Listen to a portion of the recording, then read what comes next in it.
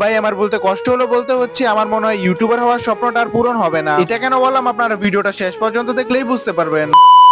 দীর্ঘ 7 দিন পর তোমাদের মাঝে আবার ফিরে এলাম। আর এই 7 দিন কেন আমি ভিডিও আপলোড করতে পারিনি সেটা তোমাদেরকে আমি বলছি। তো বেশ কিছুদিন আগে আমি ইউটিউবে একটি ভিডিও আপলোড করি, আর এই ভিডিওতে ইউটিউব কমিউনিটি গাইডলাইন থেকে স্ট্রাইক মারা হয়েছে। তবে বুঝতে পারছি না আমার এই ভিডিওতে কি কারণে স্ট্রাইক মারা হয়েছে। এরপর আমি ইউটিউব কমিউনিটির কাছে একটি আবেদন করলাম, আর ওইখান থেকে জানিয়ে দিল আমার এই ভিডিওটা কোনো বাচ্চাদের জন্য ছিল না। যেহেতু আমার বেশিরভাগ ভিডিওগুলো বাচ্চারাই দেখে, তাই আমার এই ভিডিওটি স্ট্রাইক মেরে রিমুভ করে দেওয়া হয়েছে। আর এর সাথে একটি ওয়ার্নিং দিয়েছে আমি ইউটিউবে 7 দিন কোনো ভিডিও আপলোড করতে পারবো না। যাই হোক, তারপর বিকেলে দিকে একটু হাঁটতে বের হলাম। তারপর আমার কিছু নান্নে মুন্নে ছুটেছে সাবস্ক্রাইবারদের সাথে দেখা হয়ে গেল।